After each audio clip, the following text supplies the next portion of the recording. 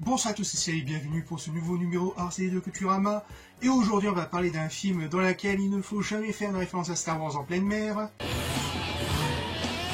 Que la force soit avec nous. Tu veux jouer avec les bougies? T'as qu'à t'encarrer une bien profond dans le cul. Mollo, tu veux? Mais aussi d'un remake des Dents de la Mer.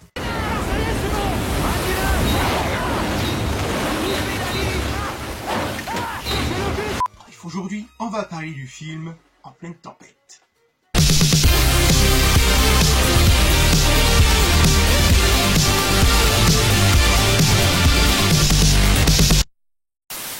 Halloween 1991. Une tempête extratropicale frappa une grande partie de l'océan Atlantique Nord, mais aussi sur les côtes américaines et canadiennes avec de lourds dégâts.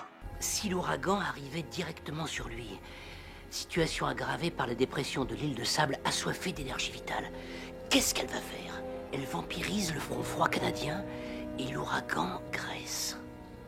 Tu peux faire la météo toute ta vie, jamais tu ne verras une pareille situation. Ce serait un cataclysme tout droit sorti de la Bible. Ce serait la tempête. La tempête va bien évidemment faire beaucoup de dégâts matériels et malheureusement des morts, avec un total de 12 morts enregistrés. Et parmi ces morts, surtout en mer, on compte un plongeur de la Air National Guard en mission de sauvetage et les 6 membres de l'équipage du bateau de pêche l'Andrea Gale qui se trouvaient là au mauvais endroit au mauvais moment. Bien plus tard, après le passage de la tempête, lors d'un entretien avec le journaliste Sébastien Junger, Robert Case, un météorologue pour la chaîne NWS de Boston, désigna cette tempête en la tempête parfaite. Une forte perturbation associée à un front froid s'est déplacée le long de la frontière canado-américaine le 27 octobre et a traversé la Nouvelle-Angleterre sans incident. Au même moment, un large anticyclone se construisait sur le sud-est du Canada. Quand ce système dépressionnaire est passé le long du front dans les maritimes canadiennes au sud-est de la Nouvelle-Écosse, il s'intensifia avec l'injection d'air froid et sec du nord. Cette confluence à elle seule pouvait créer une forte dépression. Mais la présence des restes de l'ouragan Grace apporta une immense quantité d'énergie tropicale. C'était comme jeter de l'essence dans un feu et créa la tempête parfaite. La tempête parfaite. Un surnom qui travailla le journaliste qui décide de l'utiliser comme titre de son prochain livre et qui commença aussitôt à prendre quelques notes et qui décida d'utiliser l'équipage de l'Andrea Gale comme personnage de son livre. Le journaliste va interroger à la fois les familles mais aussi les amis proches de l'équipage de l'Andrea Gale pour récolter le moins d'informations. Et bien évidemment, il jura de respecter et de rendre hommage à l'équipage dans son roman. Il aura fallu attendre 1997 pour que son livre sorte et qu'il devienne très vite un best-seller.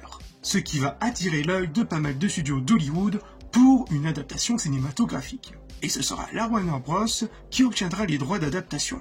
Et commença aussitôt le chantier. Le studio engagea d'abord le scénariste William D. Wiltiff, qui n'hésita pas à prendre quelques libertés, notamment sur le caractère des personnages. Et retenez bien cette information car elle sera très importante lors de la sortie en salle. Et pour la réalisation, ce sera le réalisateur allemand Wolfgang Petersen, à la fois le réalisateur de Das Boot, mais aussi de Air Force One, sorti en cette même année 97. Un bon choix pour la Warner, vu que le réalisateur allemand Wolfgang Petersen est un grand passionné de la mer. J'ai grandi dans le port de Hambourg et j'ai toujours été attiré par la mer. Elle m'apparaît comme un monde inconnu, perpétuellement changeant, l'ultime frontière des aventuriers. La pêche industrielle est l'activité la plus dangereuse au monde. Si l'on y inclut les équipes de sauvetage qui l'appuient quotidiennement en mer et dans les airs, elle fait plus de morts par habitant que tout autre métier à risque, policiers, sapeurs-pompiers, etc. Chaque sortie en mer est un saut dans l'inconnu ou une aventure exaltante qui peut tourner en quelques minutes au cauchemar. Concernant les effets spéciaux, Wolfgang Petersen va faire appel à Walt Coty, ayant déjà travaillé sur les effets spéciaux de Abyss, Anaconda ou encore bien plus tard d'Ampleur Bleue, dont le réalisateur va lui demander de lui fabriquer 4 espadons et un requin en animatronique, ainsi qu'une centaine de répliques artificielles. So here we're just testing a couple of the different aspects of the swordfish that we're going to do for the film. Here, this is a guy who's just got caught. He's going to be thrashing like crazy as they're working him to the boat. And then after that, we'll unhook them and we'll actually gaff them, which is how they land them onto the deck. This is simulating the edge of the boat right here.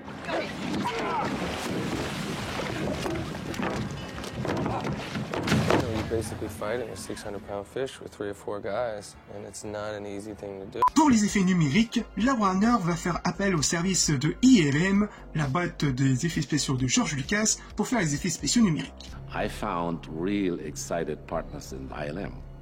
You know, the George Lucas company in San Francisco, who are the best, I think, in the business when it comes to visual effects. I think the harshness, brutality of the sea really is the emotion we were meant to convey and was re-emphasized by Wolfgang.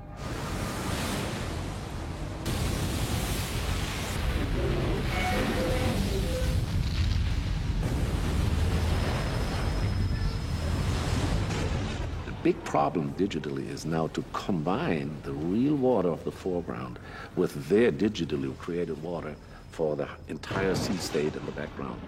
The connection with it. Where does our water stop and theirs start?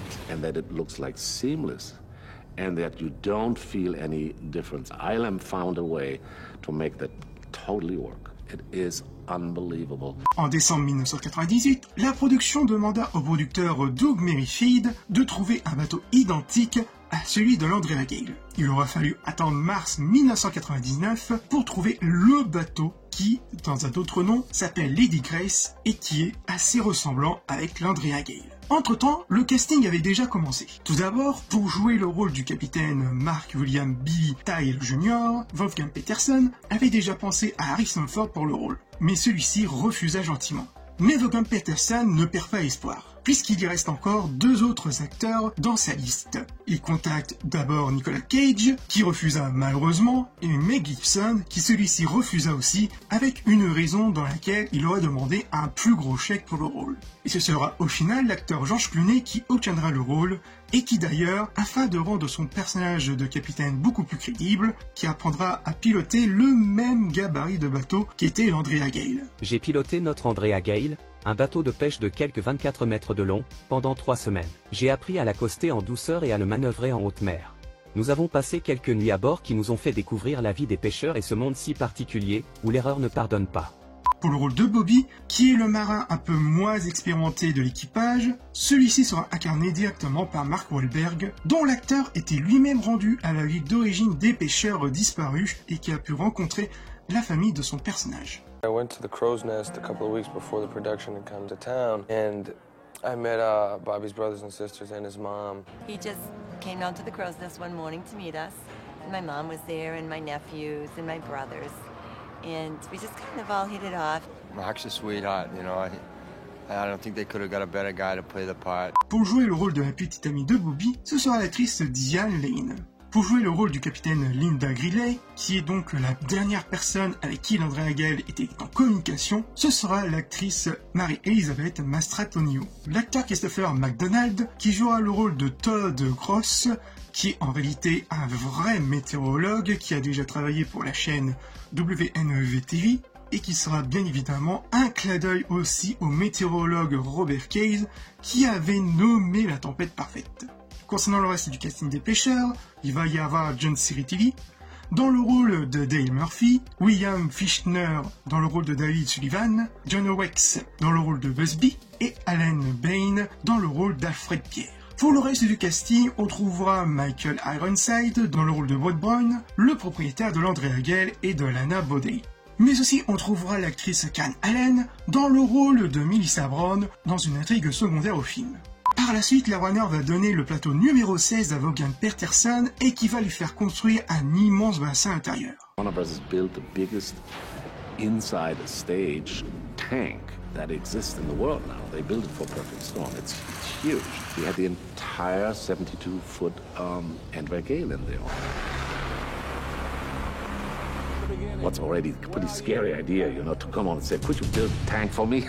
It's not an easy phone call. If we get the most elaborate big gimbal that could carry an entire boat, then we have a key in our hand to make all these big storm sequences work. And they put a boat on top of a gimbal with 360 degrees of blue screen. First thing that happens is 2 wave makers start making the waves in the tank. Pretty big chop gets going in that tank, and then the boat starts rocking on the gimbal, dipping and rolling. Once that's going pretty good, the rain starts. The cameras are swinging around as the boat is going in different directions, and the waves are going, and the dump tank's crashing, and the cannons are shooting, and it was a symphony. And Wolfgang was the conductor. Et d'ailleurs, le tournage du film sera très difficile et compliqué pour pas mal d'acteurs, notamment Mark Wahlberg. There were a lot of times I would rather quit and never work again, and I'm going home, see you later. Like I told you earlier, there were a couple of times where I started crying in the middle of a take. And Wolfgang was like, wow, that is so great. And I was like, yeah, it wasn't an accident. Une fois dans la batte, la production va faire appel au compositeur James Horner, qui avait récemment été oscarisé pour la BO de Titanic, de faire la BO du film et qui va rajouter à cette BO un son bien plus sentimental.